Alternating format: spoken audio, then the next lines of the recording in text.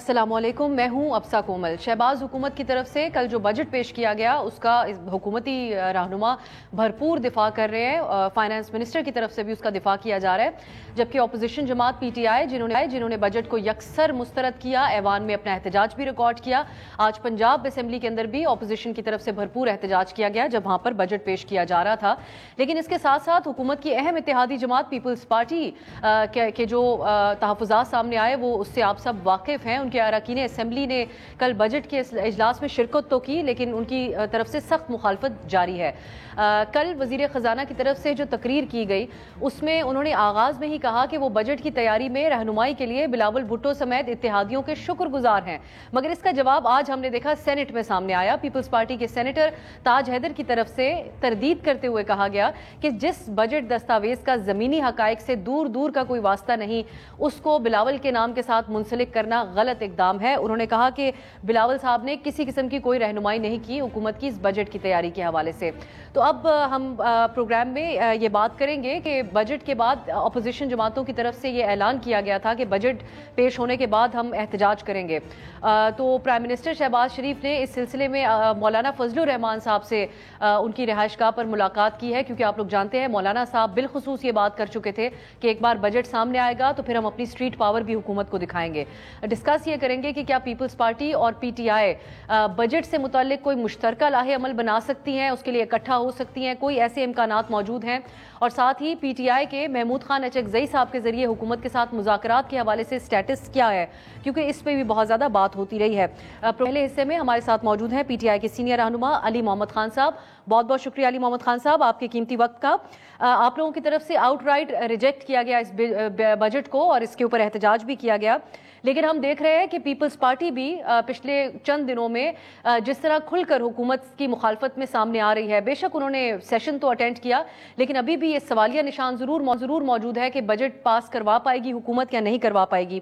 کچھ اور معاملات میں بھی پیپلز پارٹی اور پی ٹی آئی کے موقف ہم نے ایک جیسا دیکھا، جیسا کہ پنجاب میں ہتک عزت بل، اس کے اوپر احتجاج ہے دونوں جماعتوں کا، اور سینٹ میں بھی شبلی فراز صاحب کے حوالے سے سینیٹر شہری رحمان صاحبہ نے بڑے بھرپور طریقے سے آواز اٹھائی۔ تو کوئی امکانات ہے علی محمد خان صاحب پیپلز پارٹی اور پی ٹی آئی کوئی مشترکہ لاہ عمل بجٹ کے حوالے سے بناتی ہوئے ہمیں نظر آئے؟ بہت شکریہ۔ بسم اللہ الرحمن الرحیم، اللہم صلی وسلم وبارک علی سیدنا محمد وعلی آل محمد۔ عید الاضحیٰ کی آمد ہے تو آپ کے ناظرین کو پیشگی میری طرف سے عید الاضحیٰ مبارک ہو۔ دیکھیے، ماضی میں 2013 سے 18 کے بیچ میں ہم اپوزیشن میں تھے اور خورشید شاہ صاحب اپوزیشن لیڈر ہوا کرتے تھے، پیپلز پارٹی بھی اپوزیشن میں تھی۔ اس زمانے میں ہم نے مل کے اپوزیشن میں کام کیا تھا، لیکن اس وقت چونکہ وہ حکومت کا حصہ ہیں، بے شک وہ اس وقت آدھے اندر اور آدھے باہر ہیں۔ جب کوئی پھل فروٹ کھانے کا وقت ہوتا ہے تو پیپلز پارٹی اندر چلی جاتی ہے، لیکن جیسے ہی کوئی سمجھتے ہیں کہ اب عوام سوال پوچھے گی کہ اب اپنا حساب کتاب جب لینے کا وقت آتا ہے تو پھر باہر ہو جاتے ہیں۔ تو میرا نہیں خیال کہ پیپلز پارٹی کو ایسے بھرپور احتجاج میں ہمارے کی تو اندر نہیں تھے، ٹوکن کے لیے 3-4 ممبر ان کے اندر موجود تھے، شاہ صاحب تھے، خورشید شاہ صاحب تھے اور کچھ اور ان کے لیڈر تھے۔ تو ہم نے تو یہی بات کی ہے کہ اگر Peoples Party should walk the talk, اگر وہ واقعی عوامی سیاست کرنا چاہتے ہیں اور سمجھتے ہیں کہ بجٹ مزدور کش ہے، مہنگائی کو فروغ دیتا ہے اور پاکستانیوں کی زندگی مزید اجیرن کر رہا ہے، IMF کا بجٹ ہے، تو پھر ان کو بھرپور انداز میں اس کی مخالفت کرنی چاہیے اور تحریک انصاف کی موقف کی سپورٹ کرنی چاہیے۔ لیکن مجھے ایسا ہوتا نظر نہیں آتا، کیونکہ زرداری صاحب میرے خیال میں اس وقت اس موڈ میں نہیں ہے، کیونکہ صدر کی کرسی انہوں نے سنبھال لی ہے، کافی انہوں نے گورننس کی پوزیشن لے لی ہے، ایک وزیر اعلیٰ کی پوزیشن لے لی ہے، تو وہ پورے اس وقت سسٹم کے اندر سٹیک ہولڈر کے طور پہ سامنے آئے ہیں۔ اور 16 مہینے کی وہ حکومت جو شہباز صاحب کی تھی، اس میں زرداری صاحب کے برخوردار اور بلاول صاحب فارم منسٹر کے طور پہ تھے۔ تو پھر آپ مجھے بتائیے کہ کیا یہ ممکن ہے کہ اس 16 مہینے کی مس گورننس پیپلز پارٹی پوری کی پوری نون کے کندھے پہ ڈالنا چاہتی ہے؟ میرے خیال میں تو they have to share the burden now. So you can't eat the cake and you have it دونوں کام۔ علی محمد خان صاحب ان 16 ماہ میں اور آپ کی حکومت بھیجنے کا سامان کرنے میں تو مولانا فضل الرحمان صاحب کا بھی بڑا کردار تھا. وہ آپ لوگوں کے موقف سے ان کی حمایت ہم دیکھ رہے تھے اور اس کے علاوہ آپ لوگوں کو ایک پیج پہ آتا ہوا بھی دیکھ رہے تھے, لیکن آج ان سے شہباز شریف صاحب ملاقات کرنے کے لیے پہنچے ہیں. آپ جس لائٹ میں پیپلز پارٹی کو دیکھ رہے ہیں ویسے ہی اس وقت مولانا صاحب کو بھی دیکھ رہے ہیں یا مختلف انداز میں دیکھ رہے ہیں؟ دیکھیں, سیاسی لوگوں میں ملاقاتیں تو ہوتی ہیں, پرانے ان کا ایک الائنس تو رہی ہے, بلکہ پی ڈی ایم نے جب شب خون مارا اور بین الاقوامی ایما پہ پاکستان میں ایک سازش کے تحت سائفر کی مدد سے ایک الیکٹڈ حکومت کا خاتمہ کیا, تو فضل الرحمان صاحب پی ڈی ایم کے اس وقت سرخیل تھے, ہیڈ تھے, لیکن فضل الرحمان صاحب اب اس موقف کو چھوڑ کے عمران خان صاحب کے موقف پہ آ گئے ہیں. وہ کہتے ہیں کہ بالکل آئین کی سپریمیسی ہونی چاہیے, اور وہ کہتے ہیں کہ دھاندلی نہیں ہونی چاہیے, فارم 47 سے حکومتیں نہیں بننی چاہیے. تو اگر پیپلز پارٹی بھی اس موقف پہ آتی ہے تو فبیہا, اگر وہ سمجھتے ہیں کہ جو تحریک انصاف کا موقف ہے کہ اس الیکشن پہ مینڈیٹ پہ ڈاکہ پڑا ہے اور فارم 47 سے حکومت بنی ہے, تو اگر اس موقف پہ پیپلز پارٹی آتی ہے اور اپوزیشن کو جوائن کرتی ہے, لیکن کیا آپ کو پیپلز پارٹی اپوزیشن کو جوائن کرتی ہوئی نظر آ رہی ہے جب ان کے چیئرمین جو ہیں وہ اس وقت صدر بن گئے ہیں ملک کے, اور انہوں نے وزیر اعلیٰ کی پوزیشن بھی بلوچستان میں سنبھال لی. آپ سب کو اندازہ ہونا چاہیے بلوچستان میں جب آپ وزیر اعلیٰ کی پوزیشن لیتے ہیں, جب آپ کی اپنی سیٹیں وہاں بڑی کم تھیں, تو پھر کہاں سے یہ پوزیشن آئی ہے؟ تو پھر آپ کی کانسٹیٹیوشن یا سپریمیسی آف کانسٹیٹیوشن وہ پھر کہاں رہ گئی؟ ویسے آپ جب کہتے ہیں کہ مولانا صاحب اب عمران خان صاحب والے موقف پہ آ گئے ہیں, جے یو آئی سے جب بات کرتے ہیں تو وہ اس کو اس طریقے سے پٹ کرتے ہیں کہ خان صاحب اب جو مولانا صاحب کا موقف تھا سول سپریمیسی کے حوالے سے اس کے اوپر آ چکے ہیں. محمود خان اچکزئی صاحب کے حوالے سے بہت نظریں ہیں کہ شاید وہ کوئی اہم کردار مذاکرات کے حوالے سے ادا کر سکتے ہیں, تو یہ بھی میں آپ سے جاننا چاہوں گی. اب یہ تو کیٹیگورکلی محمود خان اچکزئی صاحب کی آئیڈیالوجی سے بھی ہم واقف ہیں اور وہ یہ کہہ بھی چکے ہیں کہ بات چیت کرنی ہے تو بڑے سٹیک ہولڈرز جو ہیں وہ پی ٹی آئی سے بات کرنے کے حوالے سے نواز شریف صاحب اور آصف علی زرداری صاحب ہیں. تو اور آپ بھی علی محمد خان صاحب یہ بات کہہ چکے ہیں کہ پارلیمان سے ہی رجوع کرنا ہوگا, ہمیں بروکرز کی ضرورت نہیں ہے. اس طرف آپ کی جماعت کو آتے ہوئے ہم دیکھیں گے کوئی پیش رفت ہو سکتی ہے کہ ان دو رہنماؤں سے بات چیت ہو؟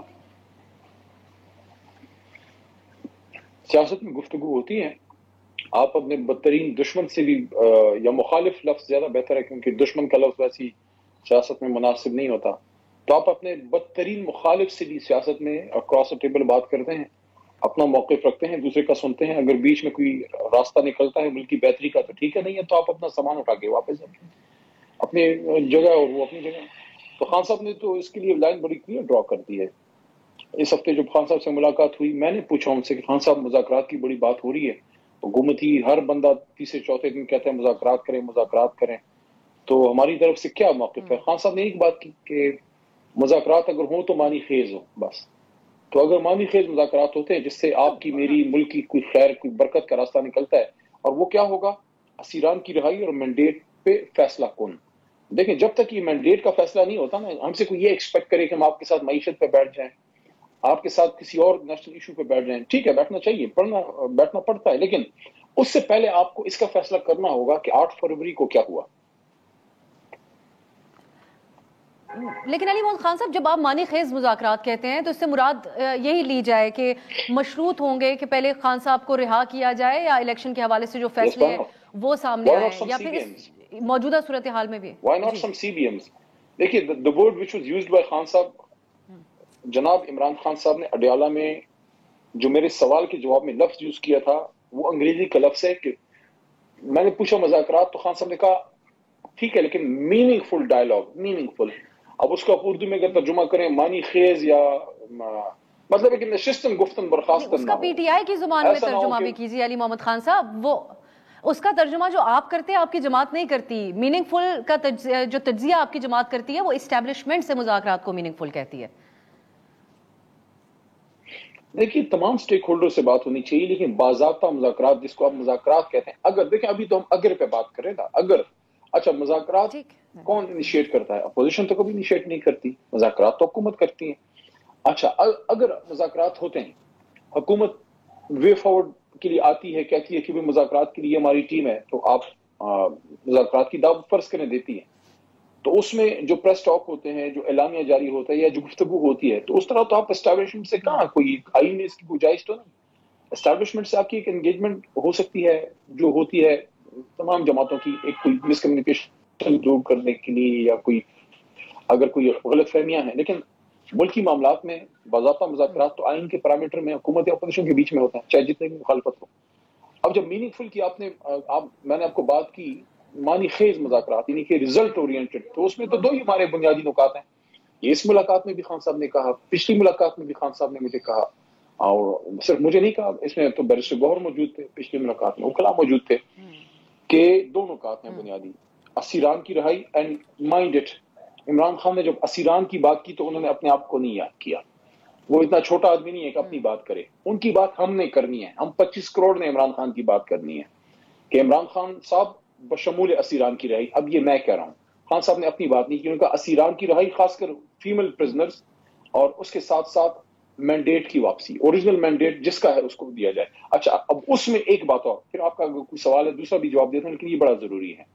جی جی میری اپنی سوچ یہ ہے کہ اگر مذاکرات ہوتے ہیں تو اسیران کی رہائی یا غلط کیسز, یہ جو انہوں نے ایک کیسز کا پنڈورا باکس کھولا ہے, اس کو تو حکومت ڈیل کر سکتی ہے, لیکن جہاں تک مینڈیٹ کی واپسی ہے وہاں تو سقراط کے زہر کا پیالہ ہے. کیا شہباز شریف صاحب یا زرداری صاحب یہ زہر کا پیالہ پینے کے لیے تیار ہیں؟ کیونکہ اگر وہ سچائی والا زہر کا پیالہ جو سچائی پہ مبنی ہو, کہ جس میں آپ یہ ایکسپٹ کریں گے فارم 47 کے ذریعے ایک جیلی مینڈیٹ والی حکومت بٹھائے گی, 17 سیٹیں ہیں شہباز شریف صاحب کی, which is not even 20, تو وہ خود تو اس کو ایکسپٹ نہیں کریں گے نا. اس کے لیے الٹیمیٹلی پھر آپ کو کسی نیوٹرل آربیٹر پہ جانا پڑے گا. تو ماضی میں وہ اسٹیبلشمنٹ تھی. میری رائے یہ ہے کہ یہ عدالت عظمیٰ ہونی چاہیے, اسٹیبلشمنٹ کن چیزوں میں نہ گھسیٹیں, اور اس کے لیے 184(3) کی پٹیشن ہماری سپریم کورٹ میں پڑی ہے, جو میں نے محترم خان صاحب کو کہا کہ خان صاحب آپ کی پٹیشن پڑی ہے. انہوں نے کہا بالکل, حامد خان صاحب اس میں ملک سے باہر ہیں, واپس آتے ہیں, ان کو میں ریکویسٹ کروں گا کہ خان صاحب خواہش ہے کہ 184(3) کی پٹیشن جو چیف جسٹس صاحب کی کورٹ میں پڑی ہے, عدالت میں پڑی ہے, ان کو ریکویسٹ کی جائے کہ آپ اس کو اٹھائیں. اگر چیف جسٹس صاحب اس پٹیشن پہ ایکشن لیتے ہیں, درمیان بات ہونے کو ایک ادارے سے اب آپ دوسرے ادارے کو آپ ثالث کا کردار ادا کرنے کا کہتے ہیں. عزیز صاحب آخری سوال کرنے کا دیکھیں میں ایک عرض کروں, دیکھیں مسئلہ یہ ہے کہ شہباز شریف کی حکومت خود تو نہیں ایکسپٹ کرے گی نا کہ ہم نے فارم 47 سے حکومت بنائی ہے, تو یہ فیصلہ پھر آپ کو کہیں سے لینا پڑے گا. تو اسٹیبلشمنٹ سے لینے کی بجائے سپریم کورٹ بہتر ہے کہ وہ اس کی جوڈیشل آڈٹ کرے, انویسٹیگیٹ کرے کہ کتنے حد تک جو ہے دھاندلی ہوئی ہے. سپریم کورٹ کے فیصلے کو پھر سب تسلیم کریں گے. باقی شہباز شریف صاحب کی حکومت نے کہاں تسلیم کرنا ہے کہ ہم فارم 47 بنے ہیں. وہ تو آخری بندے ہوں گے اس ملک کے جو کہیں گے کہ ہاں ہم فارم 47 سے آئے ہیں. یہ پوائنٹ آپ کا ضرور اسٹیبلش ہوا. ٹرائیبیونل کے سامنے اسلام آباد کے جو 3 حلقوں کا معاملہ تھا, اس سے وہ تاثر بھی مضبوط ہوتا ہے جس کا آپ لوگ حوالہ دیتے ہیں. یہ کہنے میں تو ہمیں کوئی یہاں پر میں سمجھتی ہوں کہ کہنا ضروری ہے, لیکن یہ پوچھنا چاہوں گی کہ یہ مشروط مذاکرات اور یہ تمام چیزیں, اس کے علاوہ ایک اور چیز اب ہمیں نظر آنے لگی ہے کہ دوسرا آپشن پی ٹی آئی کے پاس کیا ہے. بے شک جتنی مشکلات سے آپ کی جماعت گزری, ایک یہ رائے ہے اور بہت سارے لوگوں کی رائے ہے کہ پی ٹی آئی کی پاپولیرٹی میں بھی اتنا ہی زیادہ اضافہ ہوا, لیکن آپ کی جماعت کی ایک پارٹی میٹنگ ہوئی, اس کے اندر جس قسم کے خیالات کا اظہار تھا وہ کافی حد تک اس تاثر کو بھی زائل کرتے ہیں. علیمہ خان صاحبہ نے وہی بات کی جس قسم کی بات آپ کر رہے تھے کہ خان صاحب خود نہیں کہتے کہ ان کے لیے احتجاج کیا جائے, تو وہ یہ کہتی ہیں کہ وہ خود نہیں کہیں گے, ان تک نہ رہیں بلکہ آپ نکلیں باہر. علی امین گنڈاپور صاحب آگے سے کہتے ہوئے سنائی دیتے ہیں کہ یہ جس قسم کے نکمے لوگوں کو دیگر صوبوں کے اندر خیبر پختونخوا کے علاوہ ٹکٹ دیے گئے وہ احتجاج نہیں کرتے. تو ایسا نظر آتا ہے کہ اب آپ لوگ اس پوزیشن میں نہیں ہیں آن گراؤنڈ احتجاج کرنے کے حوالے سے, صرف کے پی کے حوالے سے کانفیڈنٹ نظر آتے ہیں.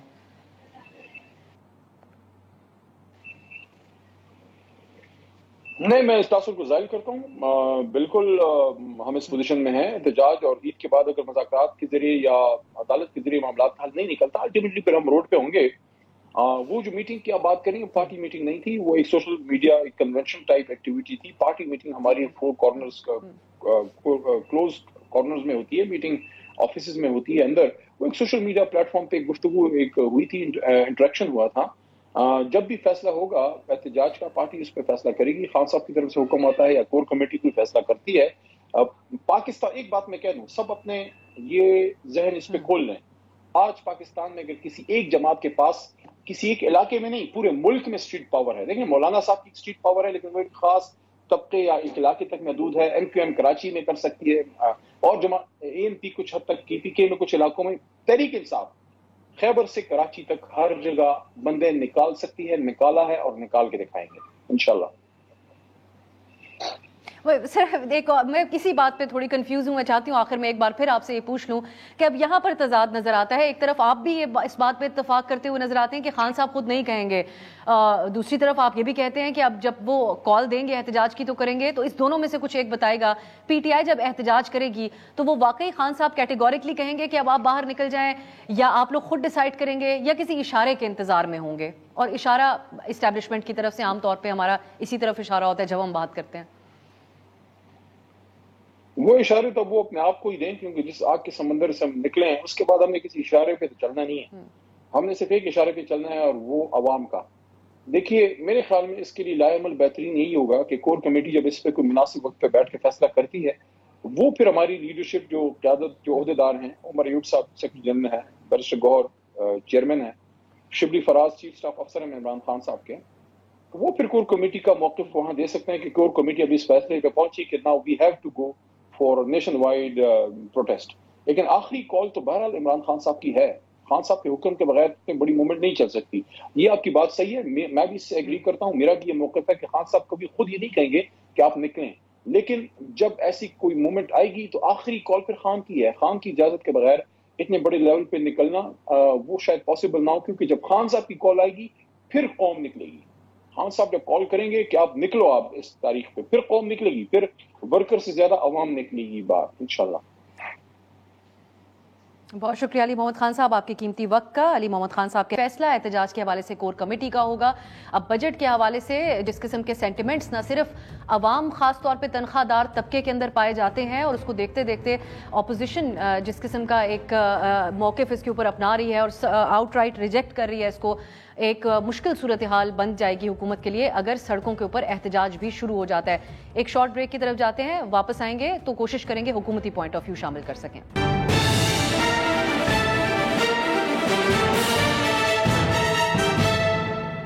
بریک کے بعد خوش آمدید. جس بجٹ کا حکومت آج بھرپور دفاع کر رہی ہے, اس کو ریلیف سے بھرپور بجٹ قرار دے رہی ہے, ساتھ ساتھ ایک جملہ یہ بھی شامل ہو جاتا ہے کہ اتنا آسان نہیں تھا یہ بجٹ بنانا, مشکل فیصلے کرنے پڑے, لیکن پھر بھی وہ اس کا دفاع ضرور کر رہے ہیں. اس پر ملک کے مایہ ناز معاشی ماہرین اور تاجر برادری کا رد عمل آپ سنتے آئے ہوں گے, کل پورا دن سامنے آتا رہا. اس کو ہم نے کمپائل کیا, ایک مجموعہ تیار کیا ہے, آپ کو یہ سنواتے ہیں. 12,900 کا جو ٹارگٹ ہے وہ ریئلسٹک نہیں ہے, اس کو کم از کم 1,500 کم ہونا چاہیے تھا. اس طرح نہیں چل سکتا. تو یہ ایک طرح سے انفلیشنری بجٹ ہی مجھے لگ رہا ہے, جہاں نمبرز بڑے ڈال دیے گئے ہیں لیکن اچیویبل ہونا بڑا مشکل ہوگا ان سب کے لیے. ایک طرف آپ 3,500 روپے کے قرضے لگا رہے ہیں, پھر آپ ٹیکسز لگا رہے ہیں, اور دوسری طرف جو ہے نا آپ نے اپنے PSDP وہ ڈبل کیا ہے. اس میں کوئی شک نہیں ہے کہ مہنگائی بڑھائے گا. جب میں یہ بات کہہ رہا ہوں تو اس لیے کہہ رہا ہوں کہ آپ نے کہا ایگزمپشنز ہٹا رہے ہیں, زیرو ریٹنگز ہم ختم کر رہے ہیں. ایکسپورٹرز ہیں ان پہ نارمل ٹیکس لگایا جائے گا. میرے خیال سے یہ کافی تشویشناک بات ہے. تو ٹیکس جس پہ 6 لاکھ کی آمدن والا ٹیکس نہیں بنتا ہے, وہ بھی 30, 40, 50 ہزار روپے سال کا ٹیکس بجلی کے بلوں میں 10% انکم ٹیکس ادا کر رہا ہے. اور اب آپ کو بتاتے ہیں آج کے اخبارات کی شہ سرخیاں, ہیڈ لائنز کیا چھپیں. Aggressive taxation propose to unlock IMF program, Dawn اخبار کا یہ آپ دیکھ سکتے ہیں آج کی شہ سرخی. ساتھ ہی اور تفصیلی طور پہ ذکر کیا گیا کہ کیسے سیلری کلاس کے اوپر مزید بوجھ بڑھے گا, کس طرح ان کو ٹارگٹ کیا گیا. ایک اور مایہ ناز اخبار ایکسپریس ٹریبیون ہے, وہ بھی یہ لکھتے ہیں کہ government انلیشز tax tsunami, finance bill lethal اور پوائزنس, زہریلا کے الفاظ استعمال کیے گئے ہیں. اسی طرح دی نیوز انٹرنیشنل کی طرف سے بھی اس کو بجٹ لوڈڈ وتھ ٹیکسز, اور بزنس ریکارڈر نے بھی اسی طرح کا اس کے اوپر تبصرہ بھی پیش کیا, اور ایسی ہی ہیڈ لائن سامنے آئی, a constraint budget under the long shadow of IMF stipulations. تو یہ آج کے اخباری تراشے تھے. اخبار پڑھنے والے جو عوام تھے انہوں نے جب ڈھونڈنے کی کوشش کی کہ ان کے لیے اس میں کیا ریلیف ہے تو ان کو مایوسی ہی نظر آئی. ہم حکومتی موقف حاصل کرتے ہیں. خرم دستگیر صاحب ہمارے ساتھ موجود ہیں. خرم صاحب بہت شکریہ آپ کے وقت کے لیے. آج ایک مایوسی پھیلی ہوئی ہے خاص کر تنخواہ دار طبقے میں. موازنہ کیا جا رہا ہے کہ اب مزید کتنا ٹیکس کٹے گا ان کی تنخواہوں میں سے. تو آپ کے حوالے سے آپ لوگوں کی جو بجٹ کے حوالے سے جو پرائیورٹیز تھیں، ماہرین بھی اس کو کال و فیل میں تضاد قرار دے رہے ہیں، وہی پرانی پالیسیز کا تسلسل قرار دے رہے ہیں. آپ ہمیں اگر بتا سکیں کہ مختلف کیا کیا ماضی کے مقابلے میں اس بجٹ کے حوالے سے آپ لوگوں نے؟ سب سے جو اچھی خبر ہے وہ بجٹ سے پہلے ہی آ گئی تھی، اور وہ یہ ہے کہ مہنگائی کے اندر ایک نمایاں کمی نظر آئی ہے. اور یہ جو کمی ہے یہ پاکستانیوں کو الحمدللہ اپنے کریانے کی دکان پر ریلیف دے رہی ہے کہ آٹے کی قیمت میں فی کلو 50 سے 60 روپے کمی ہوئی ہے، دالوں کی قیمتیں کم ہو رہی ہیں، گھی کی قیمت کم ہوئی ہے، چینی کی قیمت کم ہوئی ہے. اس طرح اوور آل اکانومی میں جو دوسری بھی اشیائی ضرورت ہے ان کی قیمت کم ہو رہی ہے. اس طرح دوسری اچھی خبر بجٹ سے پہلے ہی آ گئی تھی کہ پاکستان نے غالباً تاریخ کا سب سے کم percentage wise current account deficit جو ہے وہ ڈیلیور کیا ہے حکومت نے، اور تقریباً نہ ہونے کے برابر رہ گیا ہے. یہ جو بجٹ ہے اس کے اندر ضرور ٹیکس کی مد میں یہاں اگر مجھے آپ اجازت دیں سر، یہ جو مہنگائی کے حوالے سے آپ نے بات کی، اب اس کے اوپر بھی لوگ خوش ہونے کی ضرور کوشش کر رہے تھے، لیکن پھر جب اسٹیٹ بینک یہ کہتا ہے کہ اس بجٹ کے نتیجے میں مہنگائی مزید بڑھے گی، پھر مایاناز تجزیہ کار جو اس کے اوپر تبصرہ کرتے ہیں حفیظ پاشا صاحب، وہ بھی اس پہ کہتے ہیں کہ یہ دیکھنے کی ضرورت ہے کتنا سسٹینیبل ہے اور کون سے فیکٹرز اس کے اندر انوالو تھے. تو یہ بھی تو سوال موجود رہتے ہیں صاحب. ہم نے دیکھیں گورنمنٹ نے جو اس بجٹ میں سب سے مشکل نمبر ہے گورنمنٹ کے لیے وہ ہے اندرونی قرضے کی ادائیگی کے لیے 8,700 ارب روپے رکھے گئے ہیں. اور جتنا انفلیشن پر کنٹرول ہوگا اور جتنا اسٹیٹ بینک اپنا ڈسکاؤنٹ ریٹ کم کرے گا، جس طرح انہوں نے کیا ہے ابھی 1.5%، تو اس حساب سے ہر 1% ڈسکاؤنٹ ریٹ کے کٹ پہ کئی 100 ارب روپے کا ریلیف ہے، 430 ارب روپے کا غالباً ریلیف ہے ہر ایک اس پہ. تو لہٰذا ہمیں یہاں سے بھی ایک گڈ نیوز آنے کی توقع ہے کہ جس ریونیو کو ریز کرنے کے لیے یہ ٹیکسز لگائے گئے ہیں، اگر وہاں سے سیونگ ہونا شروع ہو جاتی ہے اور ہمیں ری پیمنٹ کے لیے اتنے پیسے درکار نہیں ہے، تو اس میں عوام کو آنے والے دنوں میں ریلیف بھی دیا جا سکتا ہے. تو ہمیں گورنمنٹ اگر اس پر فوکس رکھے کہ انفلیشن کنٹرول رہے اور وقت کے ساتھ ڈسکاؤنٹ ریٹ کم ہوتا جائے، تو وہ 8,700 ارب میں سے جتنے ارب ہم بچائیں گے اتنے ارب کے لیے پھر ہمیں عوام کو اوپر وہ بوجھ نہیں ڈالنا پڑے گا. اور اوور آل بجٹ جو ہے وہ وزیر خزانہ کو میں مبارکباد پیش کرتا ہوں. انہوں نے ایک بڑا حقیقت پسندانہ بجٹ ایک مشکل حالات میں، جب پاکستان کو اب بیرونی امداد ملنے کا جو سلسلہ تھا وہ ختم ہو چکا ہے، ہمیں اپنے اوپر ریلائی کرنا ہے یا اب پاکستان میں نئی سرمایہ کاری لے کر آنی ہے، ان حالات میں انہوں نے ایک حقیقت پسندانہ بجٹ دیا ہے. آئی ایم ایف کا اس میں مزید رول ضرور ہے، لیکن آئی ایم ایف کو بھی اگر بہتر طریقے سے ہم مینج کر سکیں.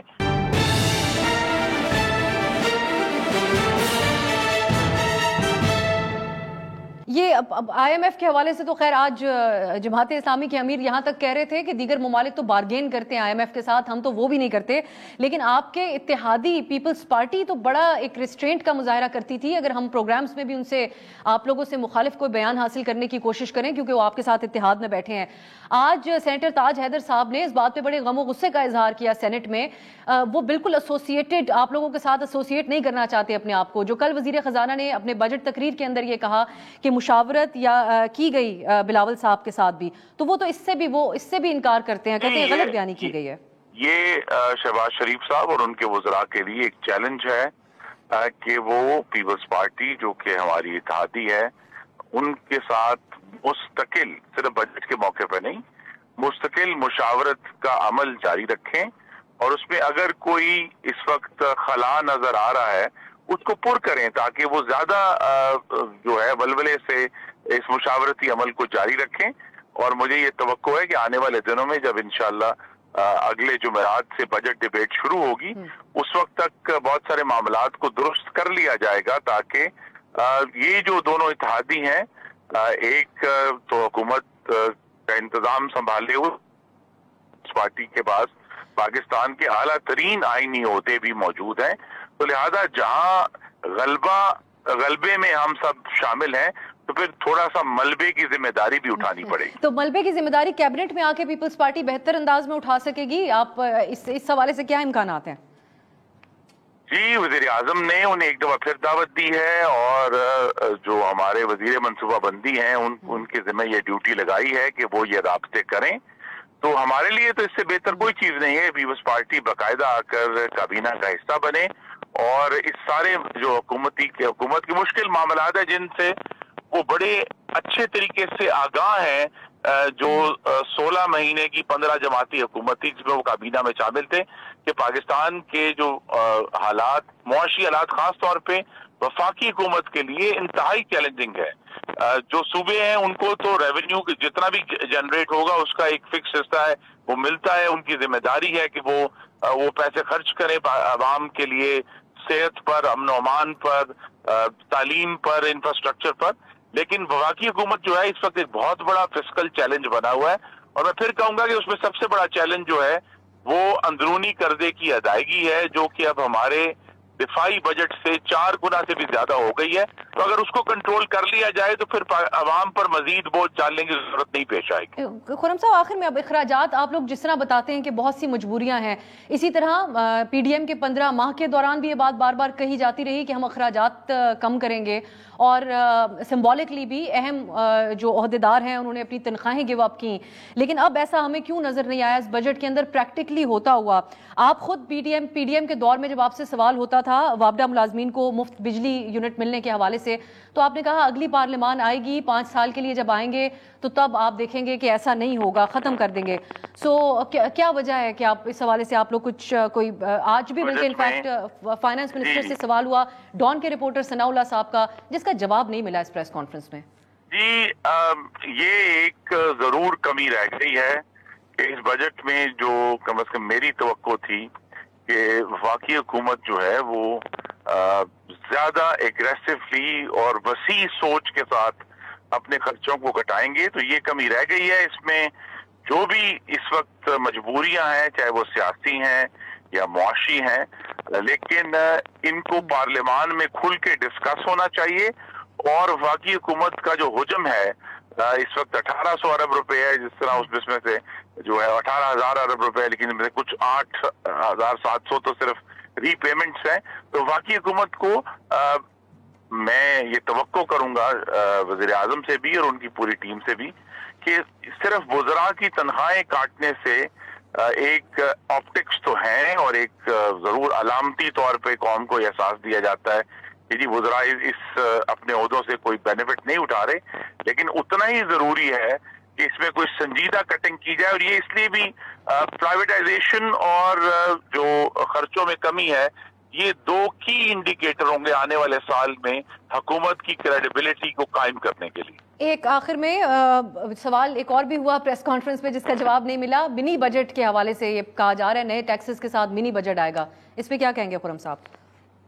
जी, मैंने अर्ज किया, मैं उसको फिर दोहराना चाहता हूँ कि अगर इंशाअल्लाह हमारे इंटरेस्ट रेट में कमी हुई और उसकी वजह से जो आज बजटेड अमाउंट है उसमें से हम कुछ सेविंग करने में कामयाब हुए, तो तभी हम मिनी बजट से बच सकेंगे। तो लिहाजा बहुत जरूरी है कि जो मुल्क जिस इस्तेहकाम की तरफ चल पड़ा है उस पर कायम रहे, हम आगे बढ़ते रहें, ताकि हम इंटरेस्ट रेट कट करके वफाकी हुकूमत को हजारों अरब रुपए की सेविंग हो। आइडियली इंटरेस्ट रेट कितना होना चाहिए खुर्रम साहब, बस आखिर में ये मेरी नजर में इस वक्त इंटरेस्ट रेट 15% होना चाहिए, क्योंकि अब अगर इन्फ्लेशन जो है वो 12% से नीचे आ गई है, तो अगर थोड़ा सा मार्जिन भी रखे तो इसे 15 होना चाहिए। बहुत शुक्रिया खुर्रम दस्तगीर साहब आपके कीमती वक्त के लिए। एक ब्रेक आते हैं नाजरीन, जब वापस आएंगे तो हमारे साथ खुर्रम शहजाद साहब मौजूद होंगे, मौशी तज्जियाकार हैं, उनसे हम बात करेंगे इस बजट के हवाले से। इसमें आप लोगों के लिए, एक आम आदमी के लिए, आपके लिए और हमारे लिए क्या है, शॉर्ट ब्रेक के बाद।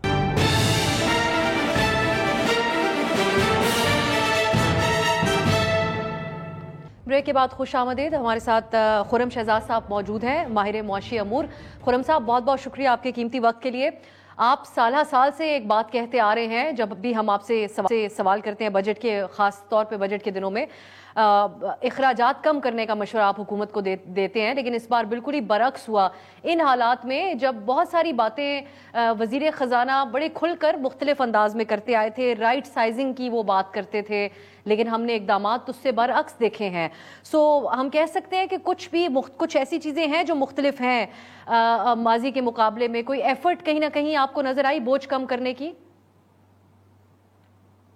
افسر تھینک یو ویری مچ۔ دیکھیں یہی پرابلم ہے کہ جو ایکویشن کی ایکسپینڈیچرز کی سائڈ ہے نا، جہاں سے خرچے کم کرنے چاہیے، جہاں سے گورنمنٹ کو خود پین لینا چاہیے، اور وزیر خزانہ نے بڑا زبردست سٹارٹ کیا تھا اسی پہ کہ ہمیں کنسالیڈیٹ کرنا ہے، حکومت کو جو ہے وہ اکانومی سے باہر نکالنا ہے، یا جو ہے ان چیزوں سے باہر نکالنا ہے جس پہ حکومت بہت زیادہ انٹروین کرتی ہے، اور 18% کا انکریز ہے ایکسپینڈیچر میں بیسکلی اس کے باوجود، اور گورنمنٹ کے فیڈرل گورنمنٹ کی اپنے رننگ ایکسپینسز میں بھی اضافہ ہے، اور بھی بہت ساری چیزوں میں اضافہ ہے، اور ایون اس میں تو کوئی 70 ارب کے قریب میرے خیال میں ایس او ایز جو ہیں اسٹیٹ اور اینٹیز ان کے لیے بھی مختص کیے گئے ہیں۔ یہ تھوڑی سی سرپرائزنگ بات ہے۔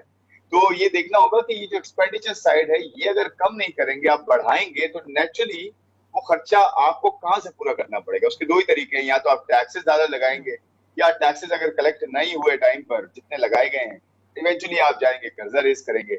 تو ویسے تو ریئل اسٹیٹ، ریٹیل کی ویلیو چین، ان پہ ٹیکسز کا اطلاق ہوا ہے، یہ اچھی خبر ہے، لیکن ساتھ ساتھ پرابلم یہ ہے کہ آپ نے گورنمنٹ امپلائیز کا انکریز بہت زیادہ دیا ہے، اور پرائیویٹ سیکٹر کے امپلائیز کے سیلری کو، خاص کر جو مڈل سلیبز ہیں، ان کو ٹیکس کر دیا ہے، جو کہ نہیں ہونا چاہیے تھا، جو کہ میرے خیال میں جو ہے آلریڈی بہت زیادہ پرائیویٹ سیکٹر کے امپلائیز بیچارے ایٹ سورس ٹیکس دیتے ہیں۔ اور دوسرے اینڈ پہ اے او پیز، وہ دیکھا ہوگا آپ نے، نان سیلریڈ کلاس کی جو بات ہوئی ہے کہ جی ان پہ 45% تک جو ہے وہ سلیب بڑھا دیا۔ اب مسئلہ یہ ڈاکٹرز ہیں، یا آرکیٹیکٹس ہیں، یا بیوٹیشینز ہیں، یا پھر آپ کے جو بھی ٹیکس نیٹ میں، ویسے تو بہت کم ہی ٹیکس نیٹ میں جو بھی ہیں، اب وہ شاید ڈسکریج ہوں گے۔ وہ آئی ڈونٹ نو کس طرح سے 45% دیں گے، رادر یہ تو ڈسکریج ہو جائے گا ایک اے او پی یا ایک انڈیویجول یا ایک پروفیشنل کہ وہ ٹیکس دے ہی کیوں جب اس کو 45%، یعنی کہ آدھا سال اس کو گورنمنٹ کے لیے کام کرنا پڑتا ہے۔ تو میرے خیال میں یہ کافی ایسے میجرز ہیں جو کہ ریویو کیے جا سکتے ہیں۔ اور ایک اور چیز، ایکسپورٹس پہ ٹیکسز کی بات ہوئی ہے، اور اس پہ انکم پہ اب ٹیکس ہوگا۔ پہلے ایکسپورٹرز کا یہ تھا کہ ایکسپورٹر 1% ٹیکس دیتا تھا اپنے ٹرن اوور پہ، اور وہ بس وہی فائنل ٹیکس تھا۔ اب اس کو انکم پہ بھی ٹیکس دینا پڑے گا۔ تو یہ میرے خیال میں تھوڑا سا اس کو ریوزٹ کرنا پڑے گا، ادروائز ہماری ایکسپورٹس ہرٹ ہو سکتی ہے، لوگ اپنا پیسہ باہر ہی رکھیں گے، لوگ ایکسپورٹس میں جو بھی کمائیں گے وہ شاید واپس نہ بھیجیں۔ تو تھوڑا سا ہمیں اس پہ گریجول کرنے کی ضرورت ہوگی۔ میں یہ نہیں کہہ رہا کہ ٹیکس نہیں دینا چاہیے، سب کو ٹیکس دینا ہے، یہ بالکل اچھی بات ہے، کوئی ہولی کاؤز نہیں ہونے چاہیے، ٹیکس سب کو دینا ہے، بٹ کس پہ ٹیکس ہونا چاہیے اور کس پہ تھوڑی سی ریلیکسیشن ہونی چاہیے، یہ کال بہتر کی جا سکتی ہے۔ یہ خرم صاحب، یہ ٹیکس ایویژن کو روکنے کے حوالے سے تو ایک اہم نقطہ اس کو قرار دیتے آئے ہیں، خود بھی وزیر خزانہ بہت اس کے اوپر بیانات اگین فلالیس تھے، اقدامات کے حوالے سے میں تضاد نظر آیا ہے۔ اب آپ جب کہتے ہیں کہ جو فائلرز ہیں ان کو ڈسکریج کیا گیا، تو ان کو انکریج کس طرح کر سکتی تھی حکومت؟ پھر اس کے علاوہ اب یہ بھی بات کی جا رہی ہے کہ کیا نان فائلرز کے حوالے سے گھیرا تنگ ہوگا جیسے حکومت کہہ رہی ہے، یا پھر مزید راستہ بنے گا کیش میں معاملات کو ڈیل کرنے کا، اور وہ جو دیگر ایویڈرز کے پاس طریقہ کار موجود ہوتے ہیں؟ دو چیزیں ہیں اس میں، بالکل صحیح کہا آپ نے، ایویڈرز کے پاس طریقہ کار سارے موجود ہوتے ہیں، کیونکہ بہت زیادہ کیش اکانومی آلریڈی آپ کو پتا ہے 8.5 پونے 9 ٹریلین روپیہ، یعنی کہ تقریباً 9 کھرب روپیہ اس وقت مارکیٹ میں فلوٹ کر رہا ہے، یعنی کہ ہاتھوں میں ہے، میں بینک کی بات ہی نہیں کر رہا، بینک سے نکل کے ہاتھوں میں فلوٹ کر رہا ہے 9 کھرب روپیہ، اور ہم جو ہے اس ریجن میں percentage of G D P, percentage of banking assets کافی ہائر سائڈ پر ہیں۔ تو ہمیں یہ دیکھنا ہے کہ اس کو لانا کیسے پڑے گا۔ دیکھیں وہ انسینٹیوائز کر کے ہی آپ لا سکتے ہیں سسٹم کے اندر، آپ پینلائز کر کے نہیں لا سکتے۔ لیکن اچھی بات یہ ہوئی ہے جو فائلرز کے لیے اور نان فائلرز کے لیے، پہلے تو میں یہ بتاؤں کہ فائلرز اور نان فائلرز کی کیٹیگریز ہونی ہی نہیں چاہیے، ایک ہی کیٹیگری ہونی چاہیے جو کہ فائلرز کی ہوتی ہے، اور جو نان فائلر یعنی کہ جو فائل نہیں کر رہا یا ٹیکس نہیں دے رہا، اسے تو پینلائز کرنا ہی چاہیے۔ مطلب اس کو نان فائلر کہہ کے آپ ریکگنائز نہیں کر سکتے، یہ نان فائلر ہے اور یہ ٹیکس نہیں دے رہا۔